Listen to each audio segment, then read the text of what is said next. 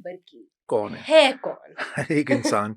एक इंसान, लेकिन माशाल्लाह से इतना टैलेंट आप में है। हाँ, सबसे पहले तो हम जानना चाहेंगे कि आपकी जो गायकी की दुनिया में आपने कदम रखा, वो किस एज में रखा? कैसे? क्या हादसातन हुआ या पैशन था आपका? वो सारी अपनी जर्नी अच्छा बताएँ। अब आके मुझे पता चला, ज़िंदगी में जैसे बहुत दफ़ा हार के, बहुत दफ़ा जीत के एहसास होता है।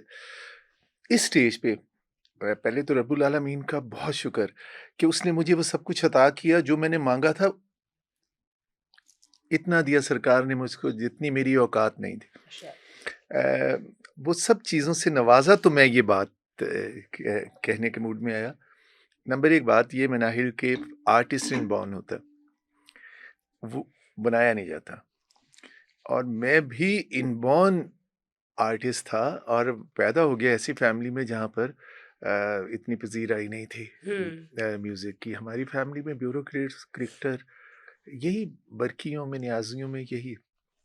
तो लेकिन स्कूल, कॉलेज की हद तक तो बड़ी शाबाश मिलती रही। बट ये आगे चल के जब जिमखाना के शो और डिफेंस क्लब के शोज़ शुरू हुए, तो वो बैनर्स नहीं फिर हज़म हुए। तो उस पर भी मुआशरे का मैं अगर सोचता हूँ कि अब्बा जान का रवैया ऐसा था या सख्ती थी या अम्मी जान की जो खौफ थे मुझे सिंगर बनाने में और इस डर में कि सिंगरों की बहनों के रिश्ते ही नहीं अच्छी जगह होते, बिल्कुल। लोग कहते हैं ये तो गाने में, तो गाने वाले भी इंसान ही होते हैं। हुँ। जो इतने इतने कर्जे खा जाते हैं मुल्क के, उनके तो सरों से ताज नहीं हुँ। उतरते। तो एक गाना गाने से गाना। कैसे आप किसी के सर से ताज उतार सकते हैं या पहना सकते हैं? ये हमारी ज़िंदगी के बड़े खूबसूरत रवैये हैं और इंसानी जिबिल्लत है। आप ये देखिए कि चलें, हम शऊर में आके तो किसी से शागिर्दी करके गाना सीखते हैं, लेकिन ये गाना तो हमारा इनबॉर्न जिबिल्लत टैलेंट है।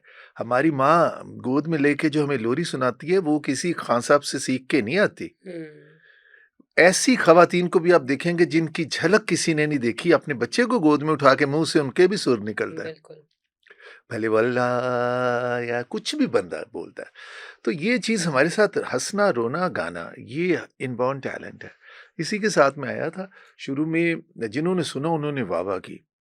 अ, उम्रे की टिकट मैंने 6-7 दफ़ा विन किए, हबीब बैंक का, यूबीएल का और दूसरे कई इदारों के, लेकिन नात ख़ानी में और फिर कौमी तरानों में।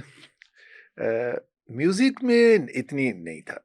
म्यूज़िक जब मैंने फिर सारेगामा विन किया, उसके बाद से फिर नेशन ने, डॉन ने, अम, न्यूज़ ने, इन्होंने अच्छे आर्टिकल्स लिखे। इतना सोशल मीडिया एक्टिव नहीं था उस वक़्त। बट उसके बाद मुझे ये एहसास हुआ कि मुझे गाना चाहिए, मुझे पीछे नहीं हटना चाहिए। उन्हीं दिनों में मेरा लॉ था। उमर बिंदयाल साहब मेरे टीचर थे लॉ ऑफ टॉट के हुँ। और अली ज़फ़र साहब हमें पढ़ाते थे। नासरा जावेद साहिबा ये भी हमारी टीचर थीं पंजाब यूनिवर्सिटी में। तो अली ज़फ़र साहब के साथ मैं आने लगा। एसएम ज़फ़र साहब का ऑफ़िस अल्फ़ला बिल्डिंग जो है मॉल रोड पर, उसके सामने उनका ऑफ़िस था। तो मुझे बहुत जल्द अंदाज़ा हुआ कि पूरा महीना लगा के केसेस बना के और अ, सुबह से शाम मेहनत करके फिर 30,000 मिलता। तो 30,000 में तो नहीं ना ख्वाब गुज़र पूरे, बसर। इतने हुँ। ख्वाब तो नहीं पूरे होते। ये 30,000 लेके तो हम फिर अनारकली हुँ। में लंडे की रेहड़ियाँ ही ढूँढते हैं ना, कि कोई हुँ। ख़ास और साफ़ पीस मिल जाए, जिसे हम पहने और लोगों से कहें, ये हमारी फूफी ने भेजा और ये हमारे फूफड़ हुँ। ने भेजा, तो ये हमारे मासड़ ने भेजा। वक़्त के साथ-साथ फिर कॉन्फिडेंस आता है जब आप ये स बात करते हुए भी फ़ख्र महसूस करने लगते हैं। तो वो म्यूज़िक का सिलसिला जो है वो उस वक़्त उसने मुझे सपोर्ट किया, क्योंकि वो एज़ अ स्टूडेंट भी जब मेरे शोज़ होते थे, पहला शो मेरा जिनसे मुझे पैसे मिले वो था इनका एहसान एहसान हॉस्पिटल में, डॉक्टर एहसान, डॉक्टर हारून, इन लोगों की फैमिली में। अब इन्होंने मेरे हाथ में 12,000 एनवेलप में दे दिए, एक ही दिन में। एक शो के लिए हुँ। Of course. हुँ। प्रोग्राम के बाद। तो मैं तो एकदम से डर गया। मुझे ऐसे लगा कि आज सचमुच ही मैं वो बन गया हूँ जो अब्बा मुझे रोज़ कहते हैं कि साढ़े घर ते फलाना पैदा हो गया। हुँ।